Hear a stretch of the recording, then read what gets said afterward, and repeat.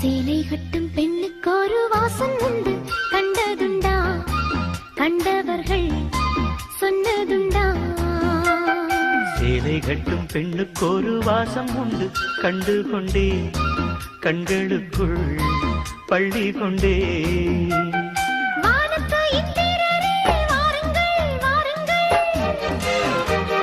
பெண்ணுக்குள் என்ன இன்பம் கூறுங்கள் கூறுங்கள்.